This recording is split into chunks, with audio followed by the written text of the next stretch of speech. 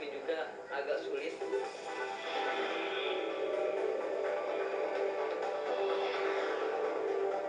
Harus dipahami, konstitusi kita mengatur bahwa setiap anak itu berhak untuk bersekolah, menikmati pelayanan pendidikan yang sama, mau itu di desa, di pegunungan, di pesisir ataupun di perkotaan, kesamanya gitu ya.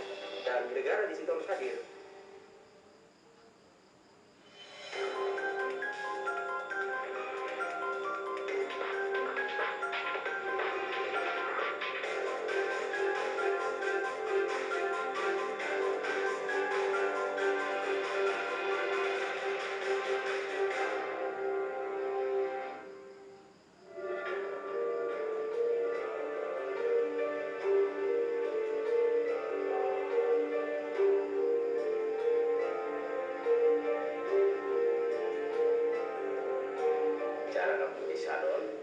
Cisadon itu adalah bagian dari kampung dari Desa Karangtengah, Kecamatan Lubuk Hamadang, Kabupaten Bogor, terletak di ketinggian 1.200 di atas permukaan laut.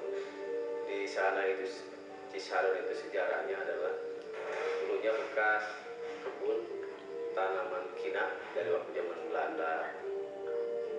Penduduk Cisadon itu, kampung Cisadon itu dari tahun ke tahun itu bertambah.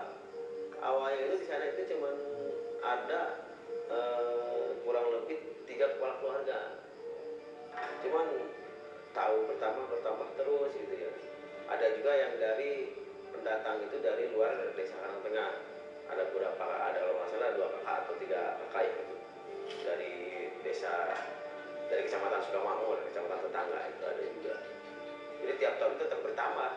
Terdiri dari 1 RT, ada 23 kepala keluarga, dan jumlah penduduknya itu 58 orang. Masyarakat di sana itu awalnya hanya bertani saja dan dia tidak menetap. Cuman dikarenakan dia tempat pulangnya dari bertani itu ada jauh, lama-kelamaan mungkin dari tahun 90-an lah ya, itu masyarakat itu membuat rumah untuk menetap. Karena biasanya mereka itu sebelum buat rumah di situ paling hanya saung-saung kecil aja untuk tinggal sementara. Permasalahan yang ada di Cisadon itu adalah fasilitas umumnya belum lengkap dan sarana-prasarana yang lengkap. Karena kenapa? Karena akses untuk masuk ke kampung Cisadon itu adalah sangat jauh sekali. Itu kurang lebih dari kota kecamatan itu 15 km, dan itu juga bisa dilalui dengan kendaraan-kendaraan yang tertentu saja ya, seperti motor trail. Kalau motor seperti biasa itu tidak bisa, kecuali kalau musim kemarau. Kalau musim kemarau mungkin ya motor biasa juga bisa sampai ke sana.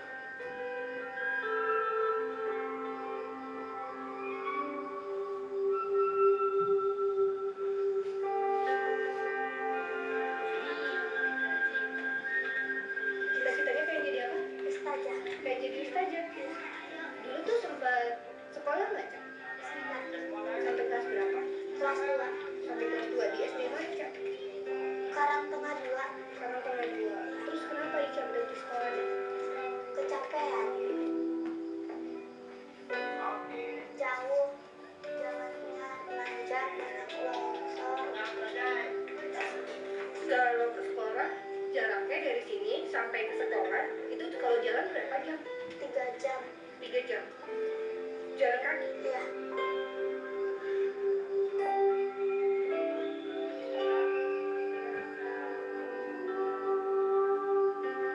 Kenapa Wali berhenti sekolah?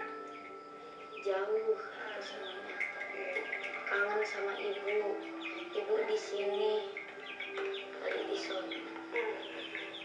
Kangen nggak Wali sama sekolah? Kangen Apa yang dikangenin? belajar, Terus? menulis, baca. Oh, kan Wali udah berapa lama di gratis sekolah berarti? Udah 2 tahunan. Udah 2 tahun Udah banyak yang lupa nggak pelajaran di sekolah? Udah, ada yang masih ingat, ada yang udah lupa.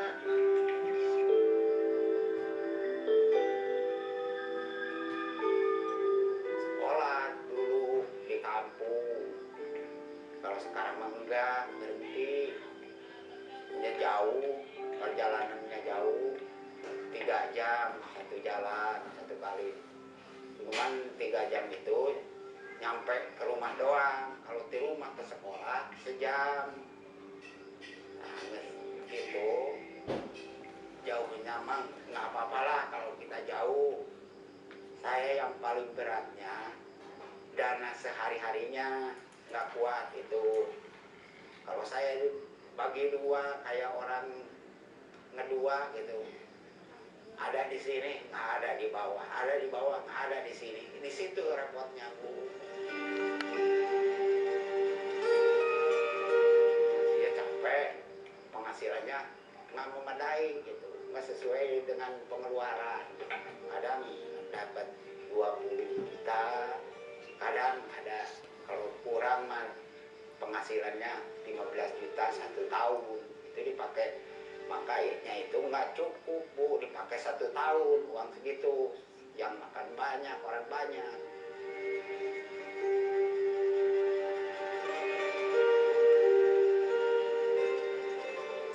Sedih sih sedih gitu, gimana ya kalau misalkan memang menyedihkan gitu.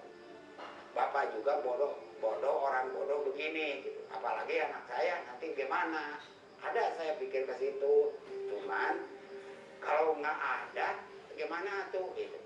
Seadanya aja, udah gini aja.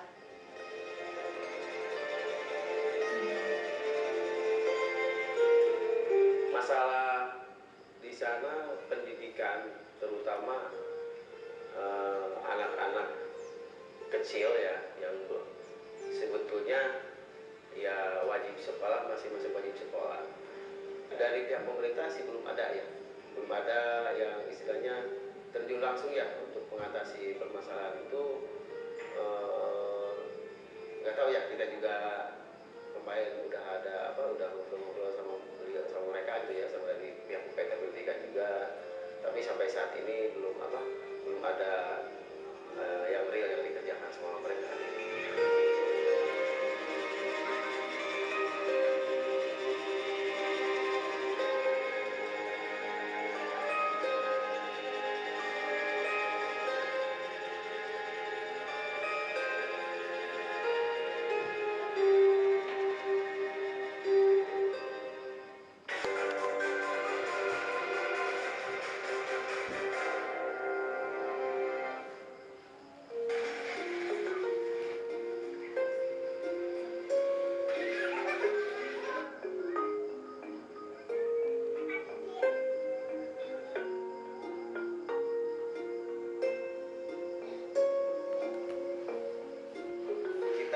Sudah mengajukan dan melaporkan ke tingkat kecamatan, UPT, pendidikan, tapi kita itu ada kendala di lapangan itu. Kenapa? Satu, kendalanya itu buat ke sana itu ya tadi akses menuju ke sana jauh dan susah dilalui oleh kendaraan biasa. Yang keduanya, sampai saat ini kita kesulitan karena tanah di sana itu adalah bukan tanah milik masyarakat ya, dan itu termasuk tanah negara, makanya kendalanya di situ. Pertama harus dibedakan soal hak atas hak tanah warga dia berada di mana dengan posisi anak yang harus bersekolah. Itu harus dibedakan. Mau dia tidurnya di kolong jembatan, mau dia dimanapun, begitu anaknya lahir dan dia masuk dalam usia sekolah 7 tahun, maka negara wajib memfasilitasi.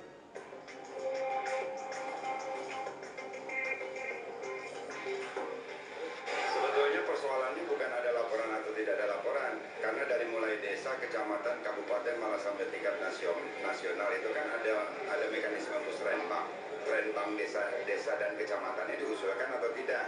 Karena selama memang nanti diusulkan oleh kecamatan pasti diterima oleh kami.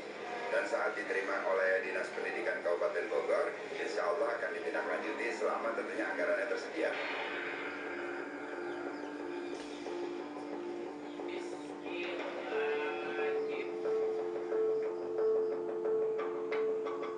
Ya, itu secara nasional misalnya kami sebenarnya punya data yang sangat mengkhawatirkan. Misalnya kita menyebut ada 6,6 juta anak yang sekarang ini posisi pada situasi di mana mereka belajar dalam situasi tidak aman. Di luar itu yang saya sebut tadi ada jutaan juga yang kemudian memang dibuat komunitas yang situasinya jangan kamu bermimpi ada gedung yang rusak.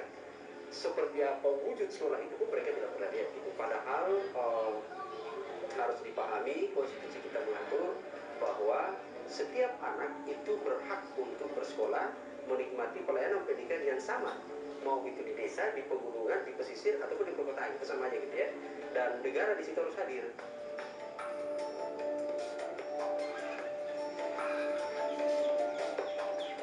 Saya ingin memberi contoh di Kabupaten Bogor gitu ya, yang tadi misalnya disebut, lalu kemudian beberapa daerah lain. Ada satu kampung di Kabupaten Bogor dan di daerah juga ada gitu ya. Kabupaten Bogor misalnya di Cisarua, kampung Cisarua, kecamatan Cipinang gitu ya. Ada di sana sekolah Senas yang kita sebut sekolah terpaksa. Saya kemudian menjadi khawatir kalau ini dibiarin terus, maka kemudian ada persepsi yang negatif. Masyarakat yang lahir di pegunungan, masyarakat yang lahir di pesisir, masyarakat yang lahir di daerah terpencil itu akan kemudian mereka menyatakan diri bahwa seolah-olah mereka dikutuk. Misalnya gini, kok bisa kami, betapa sedihnya saya lahir di daerah pegunungan, lahir di daerah terpencil, sehingga kemudian kami tidak bisa mendapatkan pelayanan fasilitas negara, pelayanan publik yang memadai, seperti saudara-saudara kami ada di perkotaan.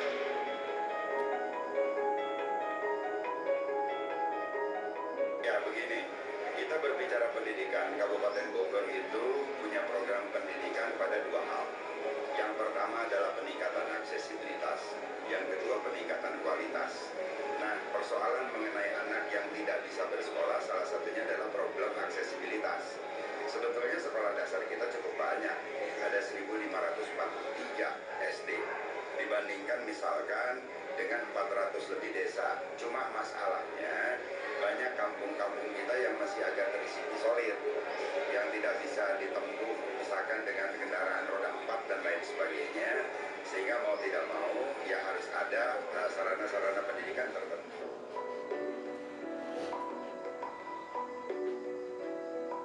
Anggaran pendidikan Kabupaten Bogor sebetulnya sudah bagus, sudah melebihi amanah dari undang-undang. Undang-undang itu kan mengamanahkan 20% dari APBD. Anggaran pendidikan Kabupaten Bogor itu sudah lebih dari 20%. Malah pernah pada sampai di 29%. Cuma masalahnya sebagian anggaran kita itu lebih kepada kepentingan guru. Apakah itu gaji, tunjangan fungsional maupun tunjangan profesi.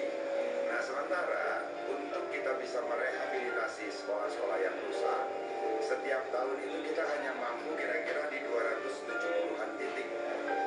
Seperti di tahun sekarang dengan anggaran kurang lebih sekitar 196 miliar. Ya, itu setiap tahun yang bisa kita kerjakan.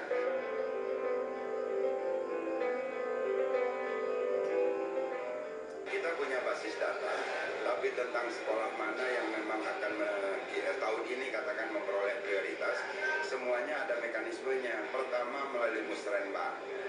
Musrenbang itu tentunya adalah pertemuan di antara juga ada masyarakat. Itu kan diawali dari mulai desa, kecamatan, kabupaten, malah sampai dengan tingkat nasional. Nah, penentuan skala prioritas tentunya melalui itu salah satunya. Yang kedua melalui hasil reses DPRD. Lalu yang ketiga memang usulan teknokratik.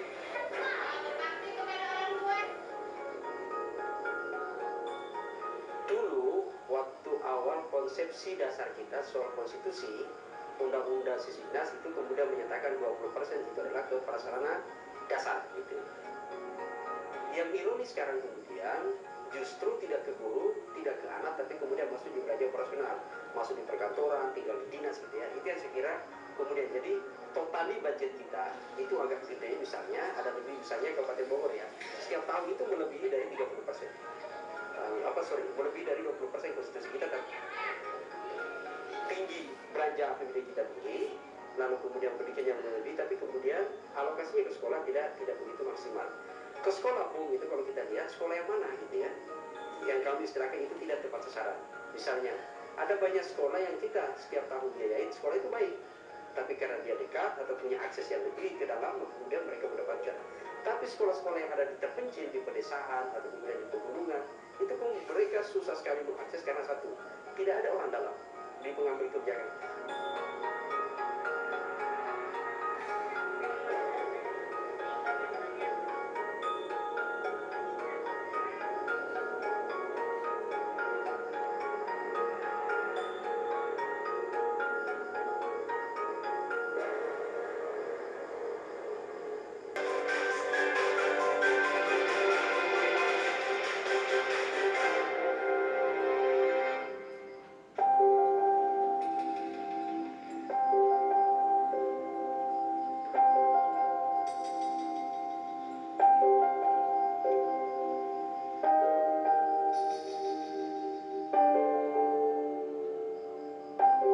Assalamualaikum warahmatullahi wabarakatuh.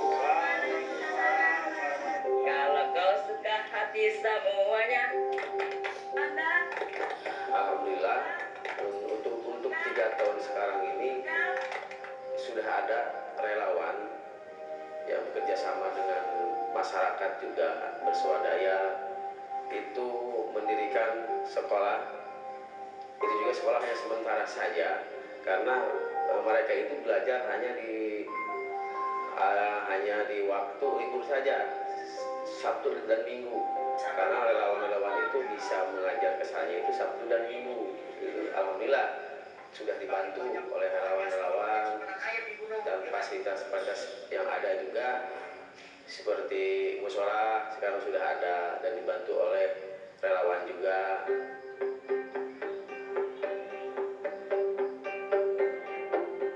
kebetulan saya dari relawan ya, teman-teman pendaki juga, running juga ya mountain running juga, dia istilahnya pelari gunung.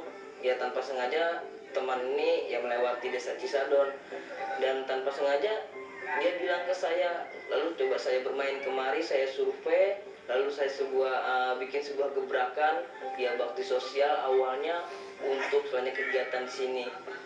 Biasanya ya untuk menempuh perjalanan dari tempat saya ke desa Cisadon ini kurang lebih sekitar 6-7 jam. Kita berangkat, jadi setelah Jumat lepas kerja, malamnya kita berangkat, trek malam sampai sini kurang lebih jam 2 sampai jam 3 pagi. Kita istirahat di desa Cisadon, dilanjutkan paginya kita langsung berkegiatan untuk mengajar. Kalau untuk akses jalan ya memang perlu saya akui juga agak sulit. Ya selain medan juga berbatu, lumpur dan selainnya juga banyak ya tanah-tanah longsor juga ya, tanah rawan longsor. Jadi kemungkinan banyak selainnya ya dari pendidikan juga selainnya banyak di luar sana yang menghambat datang kemari karena soalnya akses jalannya yang tidak memadai juga seperti itu. Tiap minggunya kita datang kemari ya dengan tujuan ya yang tak lain tak bukan hanya untuk mendidik anak-anak ya, walaupun sebenarnya ada kecenderungan yang sangat ini ya dari cara membaca atau istilahnya cara menulis, banyak mereka yang belum paham juga sebenarnya. Makanya setiap minggunya Sabtu Minggu itu kami selalu berkunjung kemari ya untuk mengajarkan anak-anak di sini membaca, menulis dan lain sebagainya.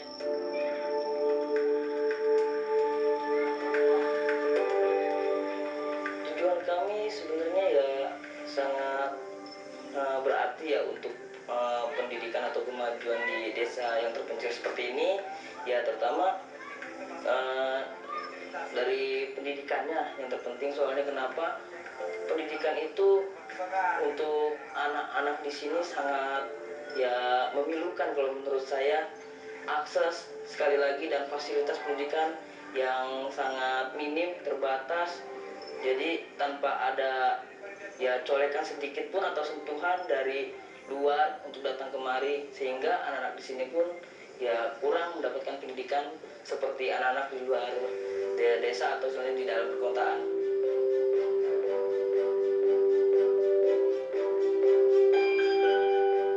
Alhamdulillah udah bersyukur gitu ya, mudah-mudahan mah hoyong terus gitu, hoyong terus belajar sampai TPK tuntas, mana yang bosen lah gitu istilahnya TPK lebat guru nanu eleh lah istilahnya, lain budak eleh gitu karena tempat mah ayah nyawa eleh guru meren sekolah kasaha gitu dan gaya guruna gitu.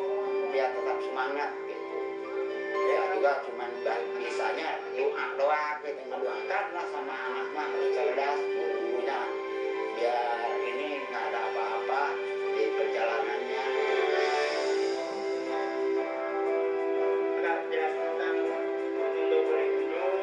Harapan kita untuk di Kampung Cisadon itu ke depannya ya mudah-mudahan anak-anak yang ada di sana itu masih tetap semangat untuk belajar, dan ada juga dari pihak relawan, siapa saja relawan yang datang ke sana untuk membantu mengajar anak-anak di sana. Terus yang ketiganya dari pihak pemerintahan daerah khususnya kabupaten ya, ada juga sumbangsinya buat pendidikan di sana. Saya pikir itu bukan hal yang aneh, karena Undang-Undang Sistem Pendidikan Nasional juga menyebut, salah satu poinnya mengatakan bahwa pendidikan menjadi urusan bersama. Tetapi saya ingin katakan, saya berterima kasih atas perhatiannya, kan begitu ya. Ini yang ingin saya sampaikan, tapi sungguh pun demikian, saya pikir itu bagian dari tanggung jawab kita semua.